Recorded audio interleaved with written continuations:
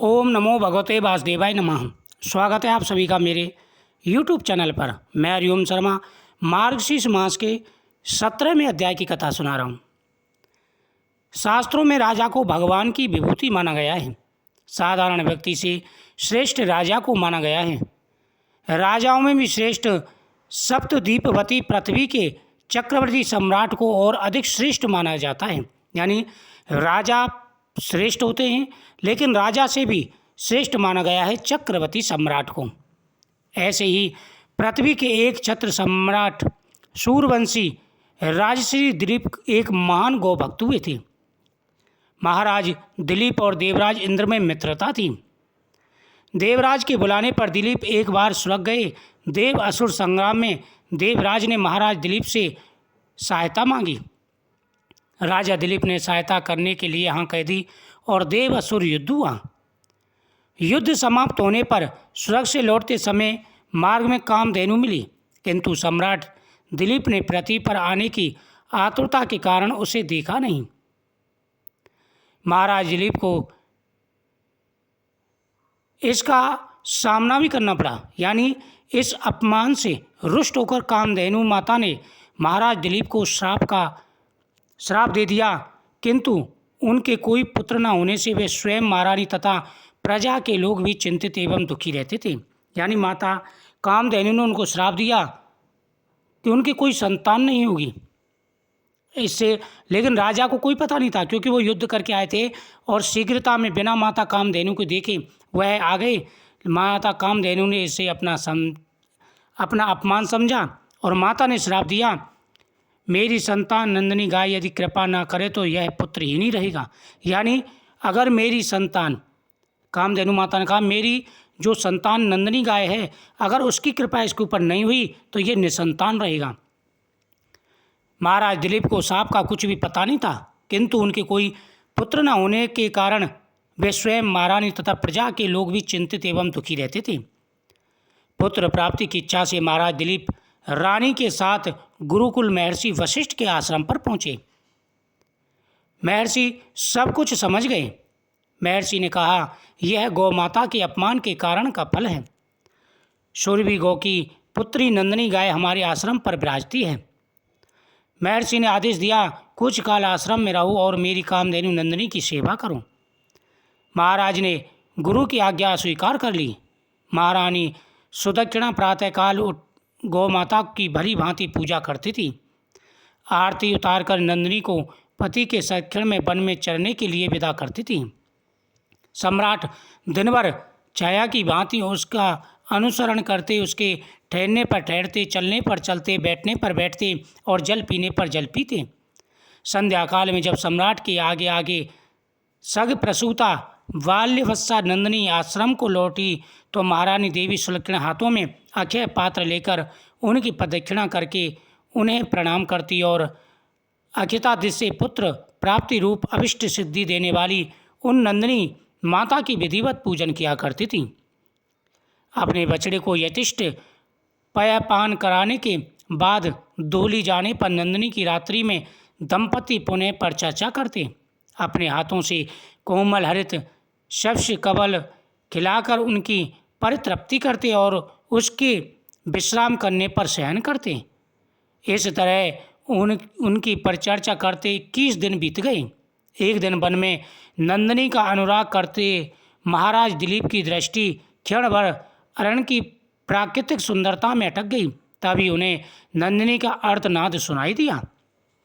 महाराज दिलीप हमेशा माता नंदिनी की सहायता करते थे, लेकिन एक दिन वह प्राकृतिक सुंदरता को देखने लगे और नंदिनी माता से उनकी दृष्टि हट गई। तभी उनको माता नंदिनी का अर्धनाद सुनाई दिया। वह एक भयानक सिंह के पंजे में फंसी झटपटा रही थी। उन्होंने आक्रामक सिंह को मारने के लिए अपने तरकस से तीर निकालना चाहा, किंतु उनका हाथ जड़वत निश्चित होकर वहीं अटक गया। वे चित्रलिखे से खड़े रह गए और भीतर ही भीतर झटपटाने लगे। तभी मनुष्य की वाणी में सिंह बोल उठा, राजन, तुम्हारे शस्त्र संधान का श्रम उसी तरह व्यर्थ है जैसे वृक्षों को उखाड़ देने वाला प्रभंजन पर्वत से टकराकर व्यर्थ हो जाता है। मैं भगवान शिव की गढ़ निकुंभ का मित्र कुम्भोदक हूँ। भगवान शिव ने सिंह व्रति देकर मुझे हाथी आदि से इस वन के देवदारों की रक्षा का भार सौंपा है। इस समय जो भी जीव सर्वप्रथम मेरे दृष्टिपट में आता है वह मेरा भक्ष्य बन जाता है। इस गाय ने इस सुरक्षित वन में प्रवेश करने की अनितकार चेष्टा की है और मेरे भोजन की बेला में यह मेरे सम्मुख आई है। अतः मैं इसे खाकर अपनी क्षुधा शांत करूँगा। तुम लज्जा और गिलानी छोड़कर वापस लौट जाओ। सिंह ने कहा, राजन, मुझे वरदान है, मैं इन देवदारू वृक्षों की रक्षा करता हूँ, लेकिन जो पहले पैर में मेरे सामने आ जाता है मैं उसे खा करके अपनी तृप्ति करता हूँ। तुम मुझे मार नहीं सकते,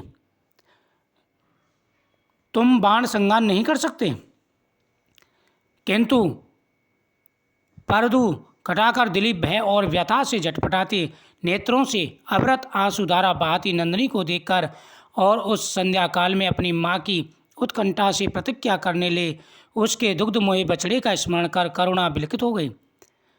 नंदिनी का मातृत्व उन्हें अपने जीवन में कहीं अधिक मूल्यवान जान पड़ा और उन्होंने सिंह से प्रार्थना की कि वह उनके शरीर को खाकर अपनी भूख मिटा लूं और बाल्यावस्था नंदिनी को छोड़ दूं। जब राजा ने देखा कि सिंह माता नंदिनी को खाने ही वाला है तो उन्होंने उनके बछड़े का याद किया और बोले कि हे सिंहराज, तुम गौ माता को छोड़ दूं और उनके बदले आप मेरा भोजन कर लो, जिससे आपकी क्षुधा शांत होगी। सिंह ने राजा के इस अद्भुत प्रस्ताव का उपहास करते हुए कहा, राजन, तुम चक्रवर्ती सम्राट हो, गुरु को नंदिनी के बदले करोड़ों दुधाए गाय दे सककर प्रसन्न कर सकते हो। अभी तुम युवा हो, इस तुच्छ प्राणी के लिए अपने स्वस्थ सुंदर और शरीर और यौवन की अवहेलना कर जान की बाजी लगाने वाले सम्राट लगता है तुम अपना विवेक खो बैठे हो। यदि प्राणियों पर दया करने का तुम्हारा व्रत है तो भी आज यदि इस गाय के बदले में मैं तुम्हें खा भी लूँ तो तुम्हारे मर जाने पर केवल इसकी ही विपत्तियों से रक्षा हो सकेगी और यदि तुम जीवित रहे तो पिता की भांति संपूर्ण प्रजा की निरंतर विपत्तियों से रक्षा कर सकते हो। सिंह ने कहा, राजन, यदि तुम अपने प्राण दे करके इसकी रक्षा करना चाहते हो तो इससे तो इसकी रक्षा रहेगी, लेकिन अगर तुम जीवित रहे तो तुम समस्त प्राणियों की रक्षा कर सकते हो। इसलिए तुम अपने सुख भोक्ता शरीर की रक्षा करो। स्वर्ग प्राप्ति के लिए तप त्याग करके शरीर की कष्ट देना तुम जैसे अमित ऐश्वर्यशालियों के लिए निरर्थक है। स्वर्ग, अरे वह तो इसी पृथ्वी पर है जिसे संसारिक वैभव विलास के समग्र साधन उपलब्ध हैं, वह समझो कि स्वर्ग में ही रह रहा है। स्वर्ग का काल्पनिक आकर्षण तो मात्र विपन्नों के लिए ही है, संपन्नों के लिए नहीं। इस तरह से सिंह ने राजा को भ्रमित करने का प्रयत्न किया। भगवान शंकर के अनुचर सिंह की बात सुनकर अत्यंत दयालु महाराज दिलीप ने उसके द्वारा आक्रांत नंदिनी को देखा तो अश्रुपूरित कातर नेत्रों से उनकी ओर देखते हुए प्राण रक्षा की याचना करती रहीं। राजा ने क्षत्रिय के महत्व को प्रतिपादित करते हुए उत्तर दिया, नहीं सिंह, नहीं, मैं गौ माता को तुम्हारे भक्ष्य बनकर नहीं लौट सकता। मैं अपने क्षत्रित्व को क्यों कलंकित करूं? क्षत्रिय संसार में इसलिए प्रसिद्ध हैं कि वे विपत्ति से औरों की रक्षा करते हैं। राज्य का भोग भी उनका लक्ष्य है। उनका लक्ष्य तो है लोक रक्षा, कीर्ति अर्जित करना। हे सिंहराज, निंदा से मलिन प्राणों और राज को तो वे तुच्छ वस्तुओं की तरह त्याग देते हैं, इसलिए तुम मेरे यश शरीर पर दयालु मत हो। अतः तुम माता नंदिनी को छोड़ो और मेरे शरीर का भोजन करो। ओम नमः।